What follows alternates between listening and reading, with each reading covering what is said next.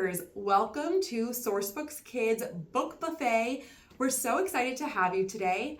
We know that a lot of you have hosted your own book buffets before for your students, and now it's your turn to get one. And today you can learn about all kinds of books that you can use in your classroom, whether you're doing a rollicking story time, you're doing a science lesson, a poetry unit, even something for your calm down corner. We've got it all. You'll hear from people at Sourcebooks. You'll also hear from our authors and more, just to give you a great taste of all these books. And at the end, you'll find a slide that has a website where you can learn more and get access to lots of free resources where you can use them in your classroom. So with that, sit back, grab some seltzer or a cup of tea to help wash down this book buffet, and we hope you have a great time learning about our books. Hello, I'm Kari Lavelle, author of the Butt or Face books. This is the first one, and Revenge of the Butts is the second. These have been so much fun for me to write. I love learning about animals. If you're not familiar with these books, it's a guessing game in the format of a book. And so the reader is asked if it is we'll go to this one, if the picture is a butt or a face. When I'm working with kids, especially younger kids, I have them try to predict what animal it's going to be and see if they can brainstorm what animals it could possibly be. And then from there, we vote with our hands, usually face or butt, or I've also seen butt or face. There's also a worksheet I created that's on my website that kids could write down the animal that they think it is and then write down if they think it's a butt or a face. I wrote these because I read an article in Atlas Obscura about how farmers in Botswana painted eyes on the back of their cattle and found that just by doing that, it confused predators. So I was thinking to myself what that lioness is thinking as she's approaching the cow. Is it a butt? Is it a face? And then feeling confused and just hunting in another area.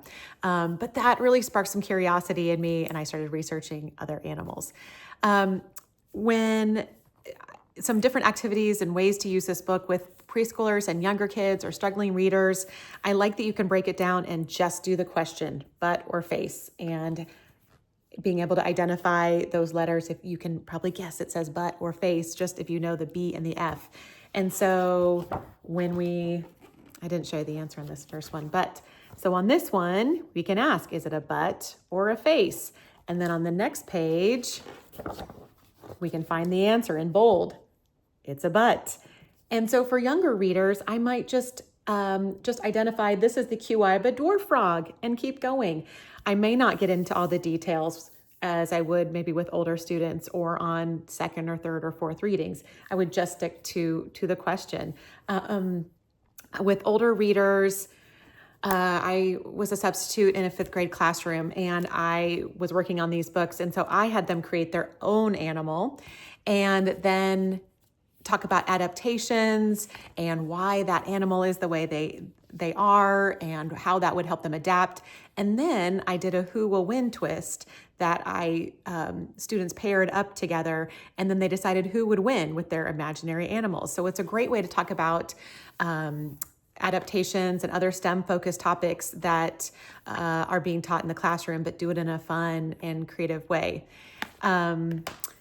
I also have heard of librarians and teachers spreading this book out over a course of days. So, they do one of the animals, guess it, read about it, and then the next day do the next animal.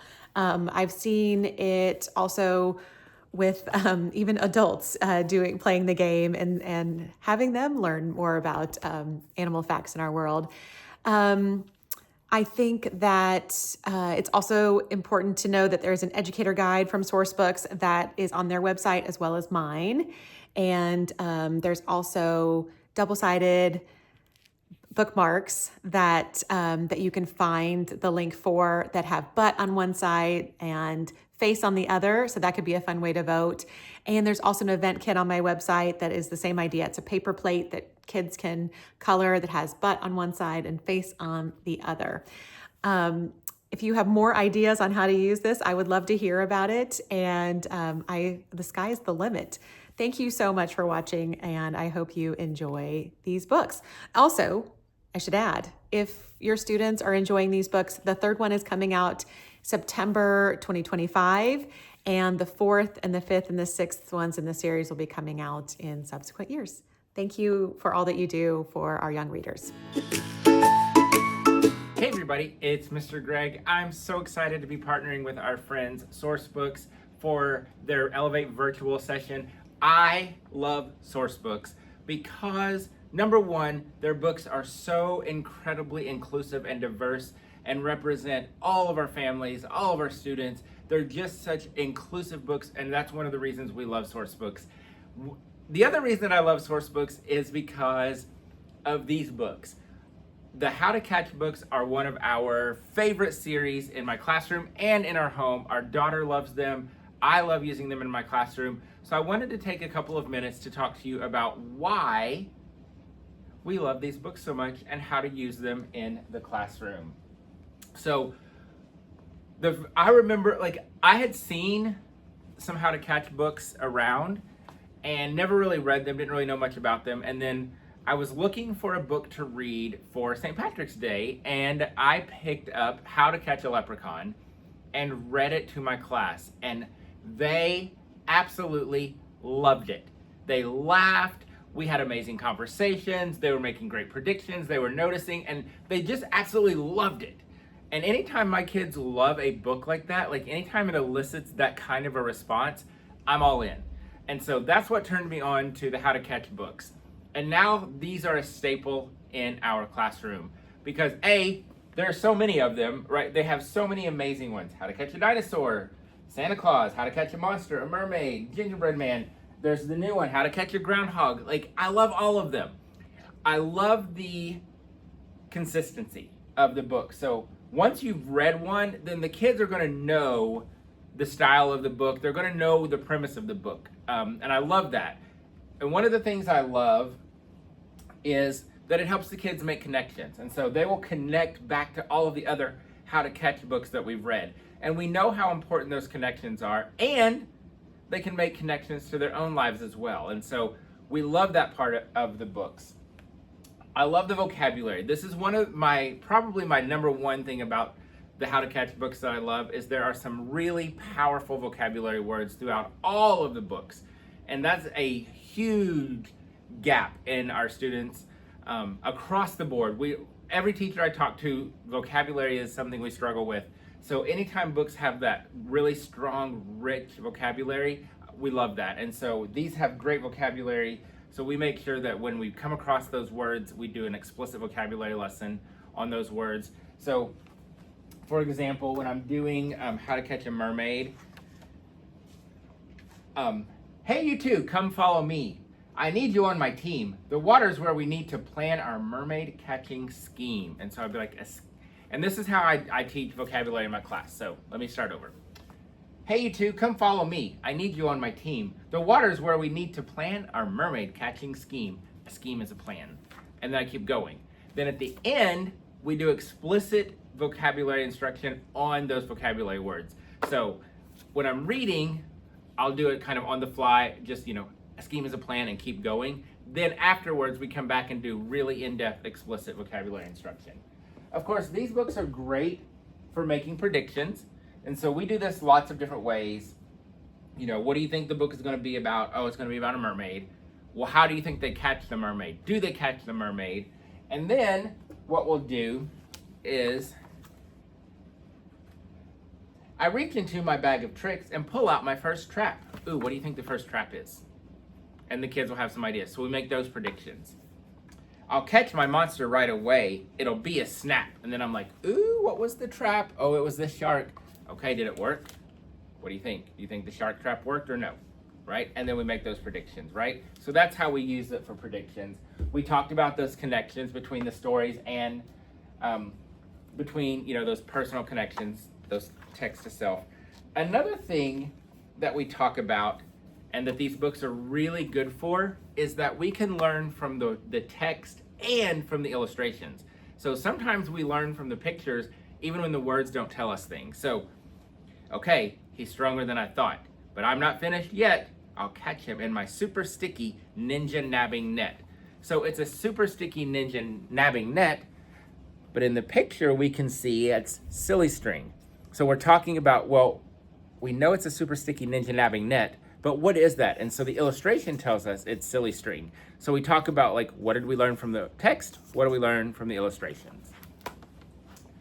Another thing that we love, and of course, this is really the heart of the How to Catch books, is the STEM. Because guess what? For every one of these, you can create a trap, right?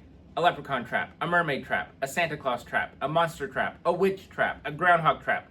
So STEM is automatic with these books because you're designing traps. Now, we don't actually design a trap for every book, but a lot of times the kids will design it on paper. They'll come up with a trap, they'll draw about it, we'll talk about it. But some of them, we actually do make physical traps in the classroom as well. Now, these are also great for comprehension. So we do a lot of story elements, we do story maps, we talked about our predictions. You know, do you think the trap works this time? Another thing I try to get the kids to do is, why did the trap not work?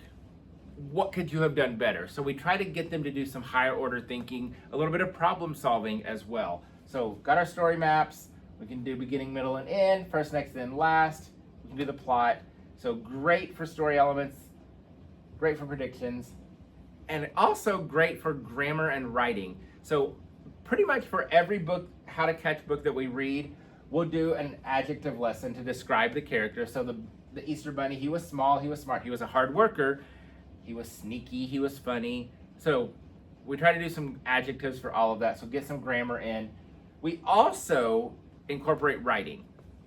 And one of the things that we love about the books is the consistency, right? And you can really make your lessons pretty consistent when you use them, so the kids can focus on the content and not, you know, different lessons or activities. So for every book, we do a if I caught writing lesson. So if you caught the fairy godmother, because there is how to catch a fairy godmother, if you caught the fairy godmother, what would you do?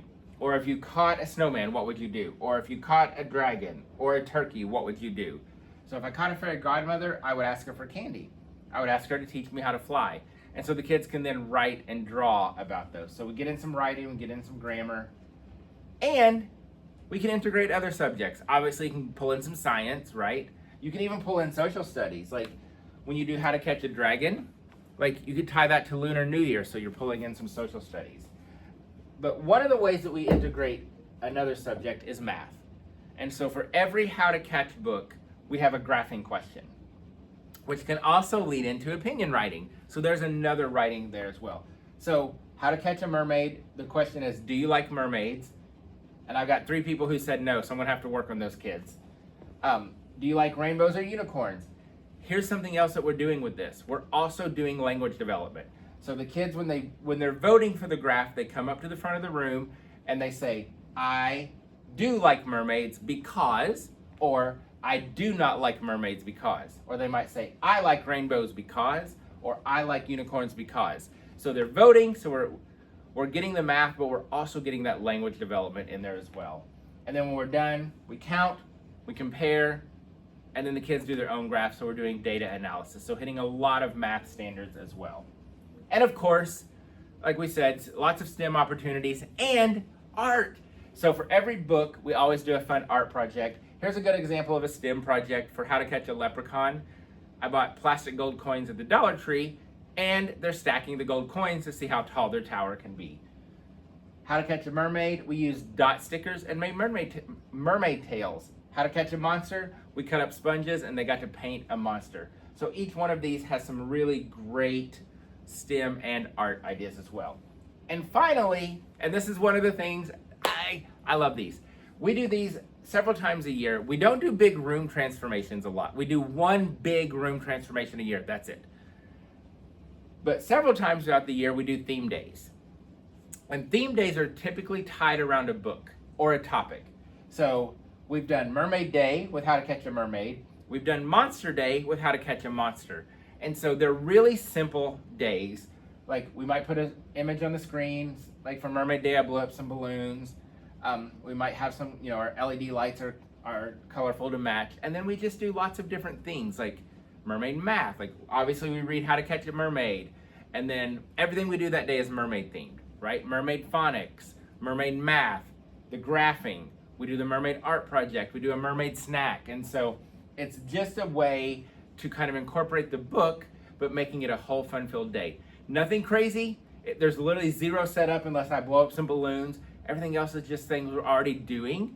We're just turning them into a themed lesson, like a monster math or a mermaid math, or we do dinosaurs. We've been doing dinosaurs right now, so we're doing that. So that's just a way that we can use the books throughout the entire day to do theme days. So there you have it. That's why we love the How to Catch books. They're great stories, great for vocabulary, comprehension, great to integrate other subjects, language development, and they're just fun and the kids love them. And one other thing I want to point out is one of the things, that's not a good example. One of the things that I like to have the kids doing is focusing on the details. So we'll read it, we'll talk about it, we'll make our predictions, and I'll be like, hey, where's the unicorn? And they'll have to find the unicorn. So it's a good way to get them to focus on details as well. So there you go. That's why we love the How to Catch books. And we also have lots of resources at tksstore.com to use to go along with the How to Catch books. It has lesson plans, comprehension lessons, has the graphing, the grammar lessons, all of those lessons and activities that we are doing, they're all included in our Read It Up resources to go along with the How to Catch books. So thank you, Sourcebooks, for inviting me to be a part of this Elevate virtual session. Thank you, Sourcebooks, for this amazing series of How to Catch books. We love them, and I highly encourage you to bring them into your classroom. Thanks, everybody.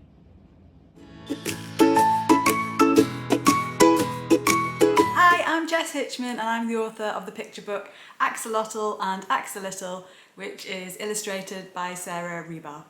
I think this book would make a really fun classroom story time, so I'm going to give it a little read now. There's also loads of colouring and writing activities on the Sourcebooks resources page. Axolotl snaxolotl and lives life to the maxolotl. She loves to play the saxolotl while doing jumping jacksolotl. Little brother Axolitl likes to study facts a little. He dances, sings and acts a little and loves to just relax a little. But Axo-sis and Axo-bro are closer than you'll ever know. They absolutely run the show, no matter where they Axo go. Until one day Big Sis Axolotl gets too loud and quacks-a-lotl. Little brother Axolitl gets stopped in his tracks a bittle. First a wibble, then a wobble, then a giant Axo-squabble. Axolotl shouts a lotl, Axolitl pouts a lotl, Axolotl jokes a little, Axolitl pokes a little. Axolotl's really maddle, Axolitl's really saddle. Things are getting really baddle, it's time to call for Axo-daddle! What the Axo-fiffle-fuffle? Why the Axo-skiffle-scuffle? Sit a little, still a little, chill those little gills a bittle. He rubs them on their backs a lottle, it really hits the Axo-spottle. First a sniffle, then a snottle, then they cry a lottle. But then they both reach out a little and meet up in the Axo-middle.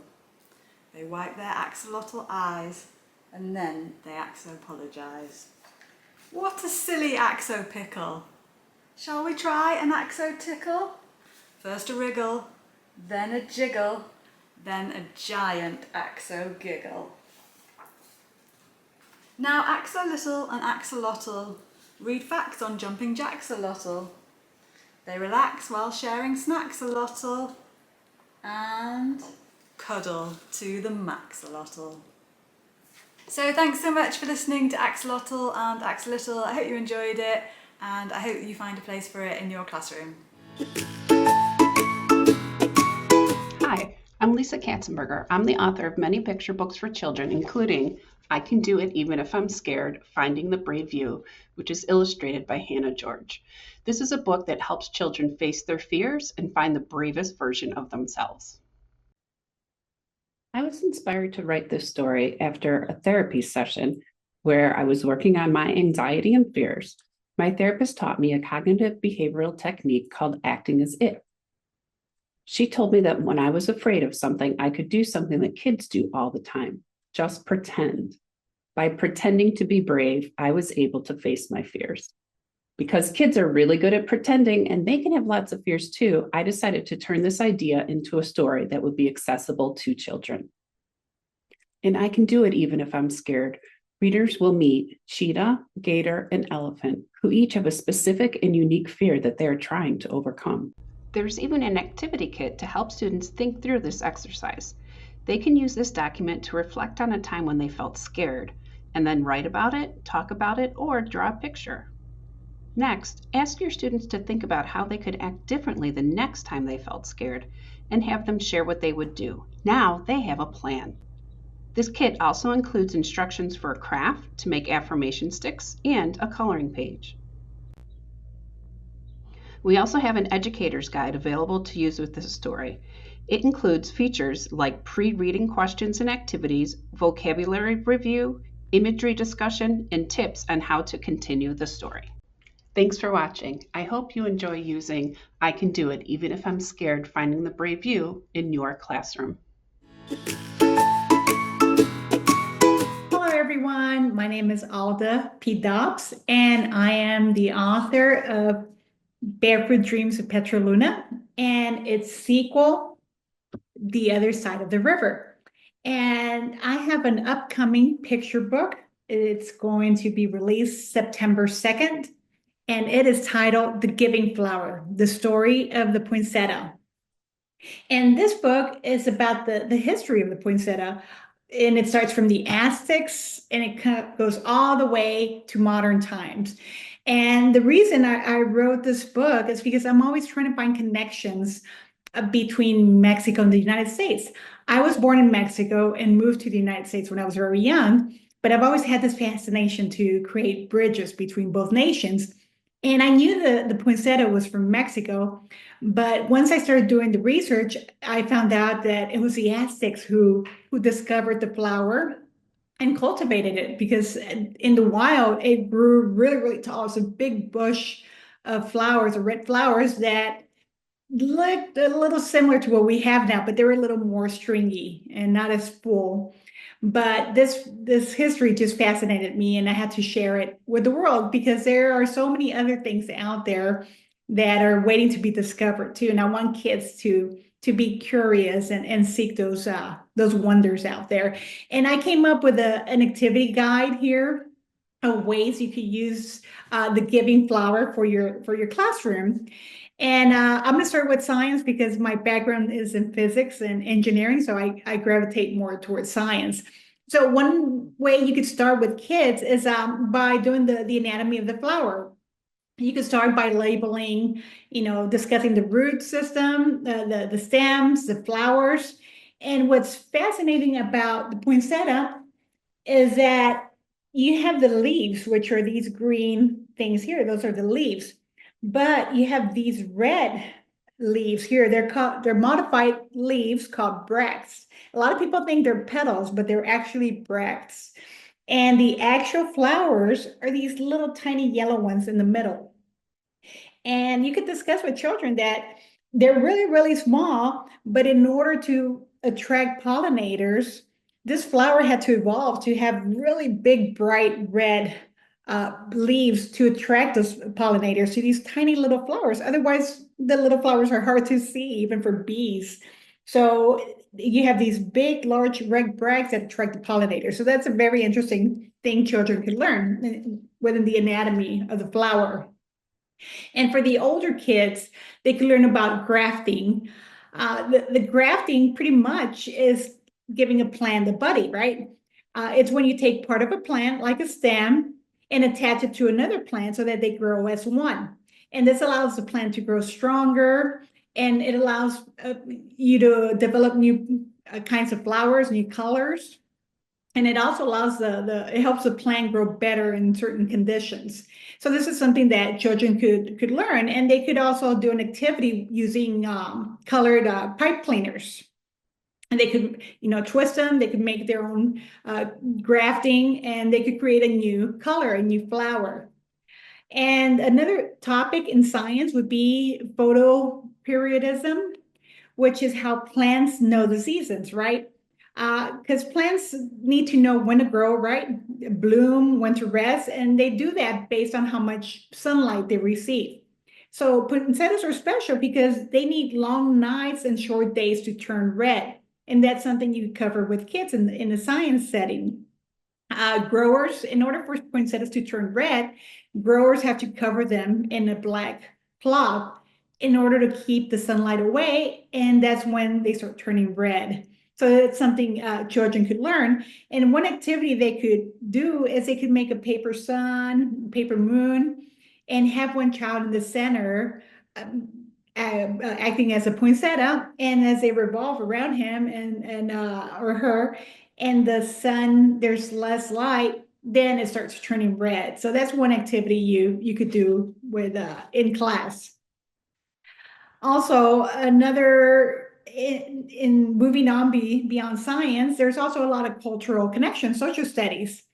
And one of the things that's fascinating is that the poinsettia has many different names. So children could each one research a different country and learn what the flower is called in that country, why it's called that certain name, and the traditions behind the flower, the poinsettia. How is it used in the celebrations? For instance, in Mexico, it's called Flor de Nochebuena. So Nochebuena means holy night. So it's a flower of the holy night. And that's one way you can learn about the traditions, like the Pepita, the legend of Pepita. It happens in Mexico. You could also learn about Argentina. In Argentina, they call it Estrella Federal, or federal star, because it resembles a star that people had in their uniforms, a federal red star. And they have their own traditions. And in China, it has a different name, which translates to high grade red. Meaning they saw it as such a fancy red flower that they call it the high red flower, or the fancy red flower. So that in itself, if each child learns, gets assigned a certain country, they could learn more about it, and also how we're all connected by a flower and by many other things. Also, in the book, I mentioned how the invention of color TV impacted the flower. So that's something you could discuss in class as well, the impacts of color TV. You could start by saying how much fun, color TV made things, such as cartoons, shows about animals and plants, because now you're seeing them in color, you're seeing their true colors. And also advertisements had a great impact, right? When you see toys are bright on color TV, so it makes you want to buy them more. And in the political realm, color TV, the impacts too, right? Like in debates, that had a big impact, the fact that you have color TV now. And also things, cultural connections where the TV, you had the moon landing that was broadcasted in color, and the Olympic Games, which brings the world together because they're more fascinated by what they're seeing. And of course, the economic impact, people wanted more TV, so there was more jobs in that industry. Another social studies topic you could cover is the immigrants in the US and their contributions. I mentioned an immigrant here, a German immigrant that came over and had a huge impact on the poinsettia. And you have a lot of immigrants, right? You have, for instance, Albert Einstein, who came from Germany, a great physicist. You have Yo-Yo Ma, who's from China and France and came here, and a lot of contributions as well. So you could have students draw or write about someone they admire who came from another country. That would be a great activity. For the arts and crafts, students can create their own poinsettia. They can use tissue paper, construction paper, or felt to create poinsettias, and you could decorate the room, during the winter time, and create a bulletin board garden with the poinsettias. In the language arts, ELA, you could have students write a poem or a story from the point of view of the poinsettia. See what the poinsettia sees and feels of having gone through that transformation throughout history. And you could also have students write care instructions using sequencing words, first, next, then, finally, while using vocabulary from the poinsettia, right? Bract, bloom, red, green, stem, holiday, traditions. And for the math connections, you could count and graph red versus green leaves. You could explore the symmetry in the bracts and the leaves, right? By holding paper and talking about mirror imaging in those leaves. You can measure the growth of poinsettias and also discuss how poinsettias used to be in the wild, right? Because they grew nearly 10 feet tall, and now you have plants that are really, really short in these pots. And also, another bonus lesson is curiosity, right? Curiosity leads to discovery. I mentioned that because the Aztecs were curious, and the German immigrants that came to the United States were curious about the flower as well. So you could talk about that, about Benjamin Franklin, and his curiosity led him to discover electricity. Marie Curie, when she was a kid, she was a child, loved rocks, was fascinated by rocks. When she grew up, she discovered radium. So you could have an activity and ask kids what they're curious about and have them draw or write their own question in a possible discovery. And in terms of story time, when you read the Giving Flower, you could cover when you get to the topic of the Pepita legend, which is covered here in the center. You could discuss kids because it talks about the gift that she was taking to the baby Jesus. So something that could be discussed with children is, what gift will you give to someone very special? And also, what if no one thought your gift was good enough? What would you do? How can we show kindness even if we don't have something fancy to give? And you could have them draw a picture of the gift that they would give from the heart, or that act of kindness. What would they give from the heart? That's something you could do with the children. And also, during the interactive reading, the illustrator of the book, Emily Mendoza, did a phenomenal job with the illustrations. But something that she did as well in most of the pages here is that she has an angel hidden somewhere. So something you could do while reading The Giving Flower is ask students to look closely at the pictures and see if they can find the angel hidden in the illustrations, and talk about why that angel might be there at that point and what it could mean. So thank you very much for listening. And if you have any questions, email me, aldapdobbs@yahoo.com, or go to my website. I have a contact form there as well at aldapdobbs.com. And I'm on Instagram as well. And then, yeah, if you have any questions, I do school visits. I love school visits, and I do them both in English and Spanish or bilingual. So it's, whatever suits your students better. So thank you so much for having me, and I look forward to meeting you one day. Take care. Bye. Hi, I'm Kana, a marketing associate with Sourcebooks Kids. I'm here for a lightning round to teach you about 6 books that are perfect for the classroom in less than 3 minutes. This is The Pumpkin Seed Secret, a fabulous life cycle poem by Hannah Barnaby. This book takes you all the way from a little pumpkin seed up to a pumpkin pie. With poetry, rhymes, and fabulous back matter, this is the perfect book for your pumpkin unit or Halloween unit. We've also got The Pinecone Secret coming later this year. Next is I Am Money, a picture book by Julia Cook and Garrett Gunderson. This book is narrated by money itself.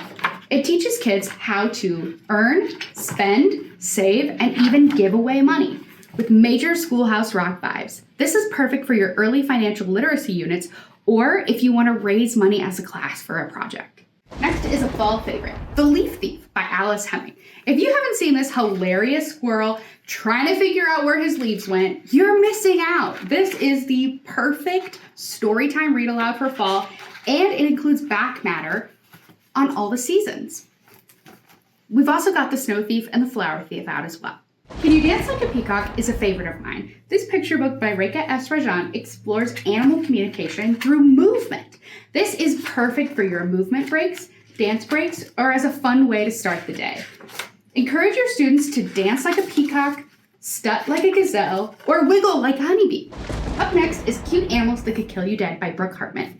This picture book features adorable animals but reveals that there's a killer side to these cuddly critters. With page after page of adorable and awesome animals, this book is perfect for your science units or for a fun read aloud. Plus, we've got an educator guide ready to go whenever you want. Hello, teachers. My name is Emily Ludloff, and I'm the Assistant Library Marketing Manager here at Sourcebooks. I'm so excited to talk to you today about one of my favorite picture books, Shark Lady. Let's dive in. Shark Lady is an illustrated biography of Eugenie Clark, who was nicknamed Shark Lady for her love and groundbreaking research on shark behavior. This passion for sharks started when Eugenie was 9 years old, and she visited the Batter Park Aquarium in New York City. At the time, sharks were known only as mindless killing machines, but Eugenie knew better, and she set out to prove it to the world. Despite many obstacles in her path, including trying to break into the scientific field as a woman, Eugenie was able to study the creatures she loved so much. She discovered new species of fish in the ocean, dispelled the myth that sharks were mindless, and was the first to discover resting sharks, which proved that sharks didn't have to continually be on the move to survive. This story isn't just about sharks, though it is featured. It's about curiosity, determination, and overcoming obstacles, especially as a woman in science.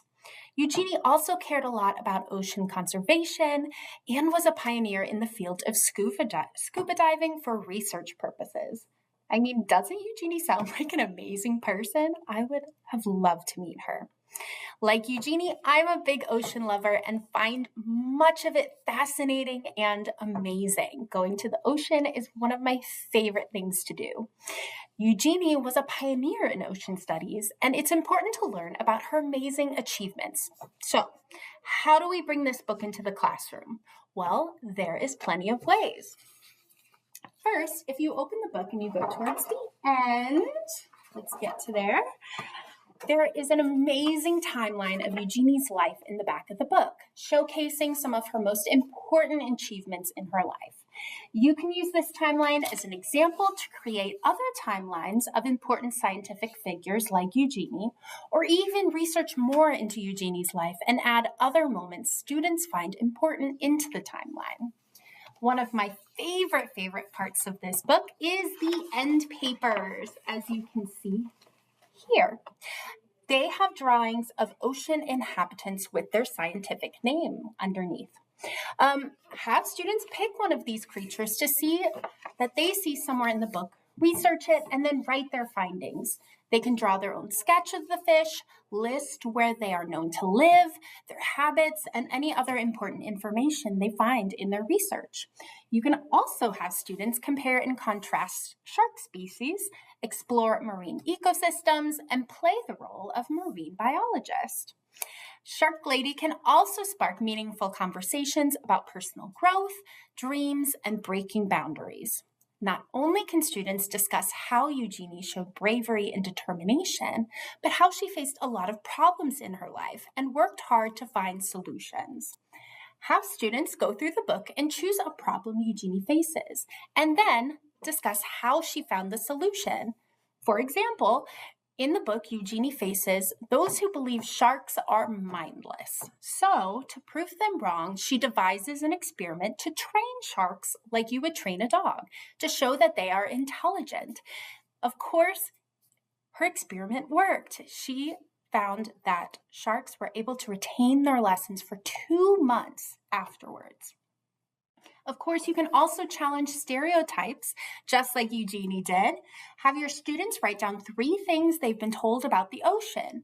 Maybe they've been told that mermaids exist deep down below, or that no fish lie on the sea floor, or that sharks are the most dangerous fish in the ocean. Now have them research these assumptions to see if these myths are true or false. Have them write down their findings and what they learned while doing this exercise. There is already some great teacher-created resources on the internet that support Shark Lady. But if you're looking for some fun activities to take to your class, Sourcebooks has a free downloadable activity that will have you matching animal creatures, imagining your future, and creating your very own fish tank. I hope you have the best time reading and discussing Shark Lady in your classroom. Eugenie Clark is a fearless scientist and amazing advocate for ocean conservation.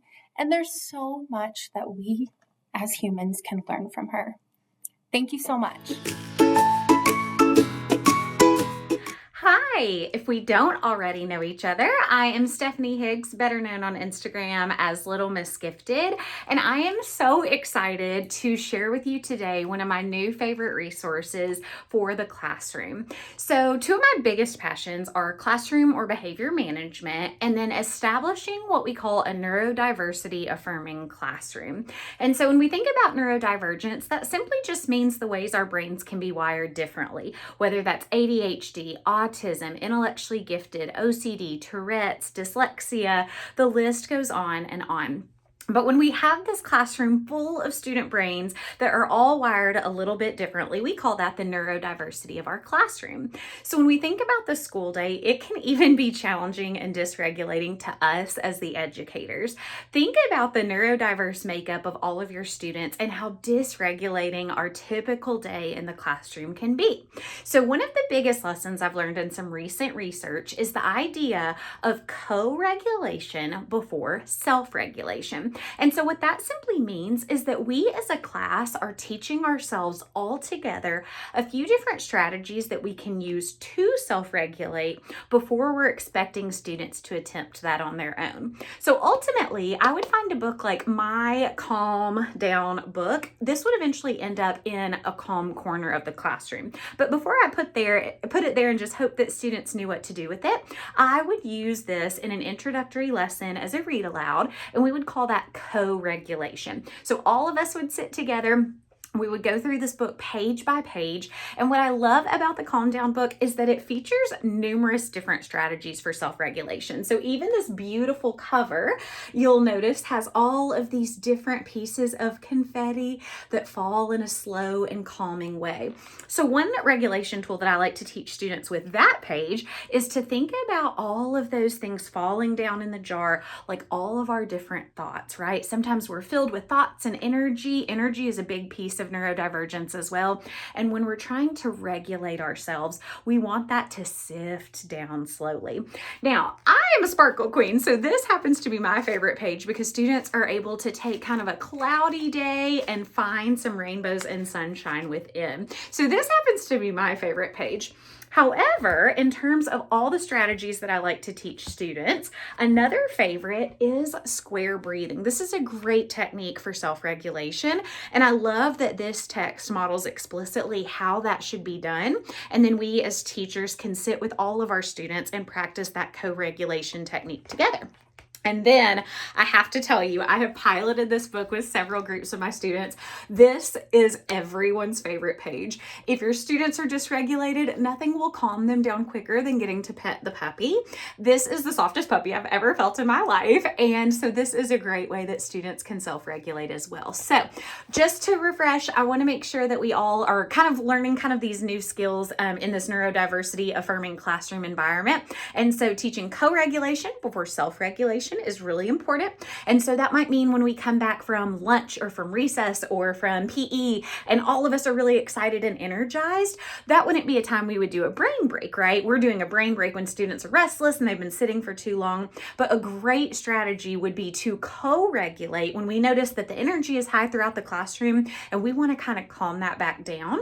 We're going to explicitly model that through a variety of strategies. One of my favorites is my Calm Down book. And then once we've explicitly modeled and we feel like students have some expertise in a couple of self-regulation strategies, this fabulous book and a couple of other favorites could go into a calm down corner of the classroom where when students identify, hey, I'm a little bit dysregulated, I might need just a second, they can actually kind of self-appoint a time to go sit, to take that moment, to kind of get that zen back, and to self-regulate through a variety of explicit practices that we as educators have taught and introduced.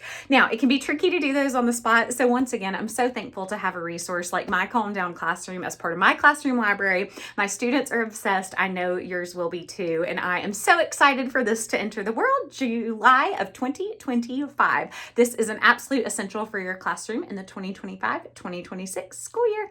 Again, I'm Stephanie Higgs. If we aren't already friends, I am on Instagram at Little Miss Gifted, and I would love to continue this relationship there, sharing tons of great resources like my Calm Down book, and I'm excited to connect with the teacher community.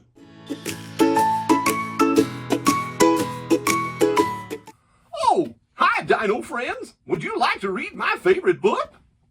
It's T-Rexcellent, written by my friend Diana Murray, illustrated by Luke Flowers, from our friends at Sourcebooks Kids. Let's begin.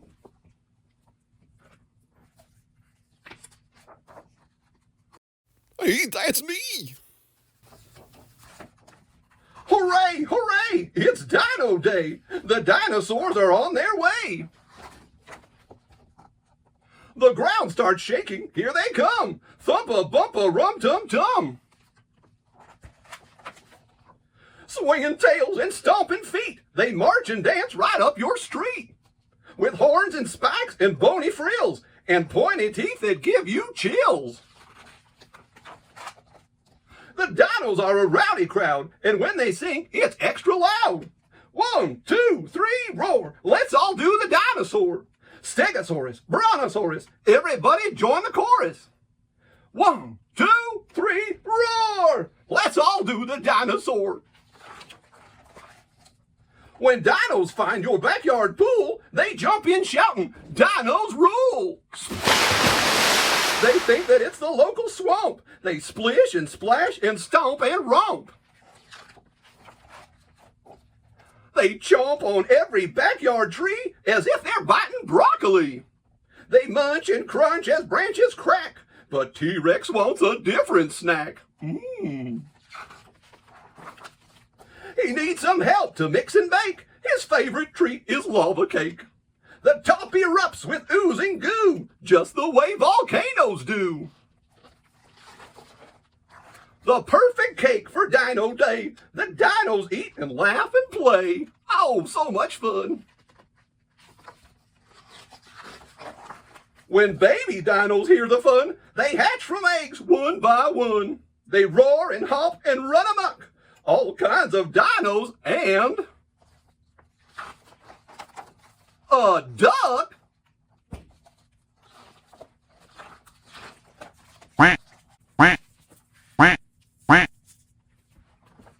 Hello, Ducky. Her dino cousins hold her wing. Baby duck can't wait to sing. Boom, boom, boom, boom. She roars, quack, quack, and stomps her feet. The dinos shimmy to the beat. 1, 2, 3, roar! Let's all do the dinosaur. Stegosaurus, Brontosaurus, everybody join the chorus. 1, 2, 3, roar! Let's all do the dinosaur. Oh, good job, Ducky. What a happy Dino Day! But soon the sunset fades away. T-Rex yawns and slumps his head. Dinos know it's time for bed. Allosaurus feels so sore, his feet won't stomp a minute more. And Pterodactyl needs some rest. She settles in her cozy nest. Baby duck quack quacks good night. Good night. And sleepy dinos snuggle tight. Dino Day was such a ball. Good night, dinos, big and small. Thanks for reading along with me, friends. I hope you have a great dinosaur day.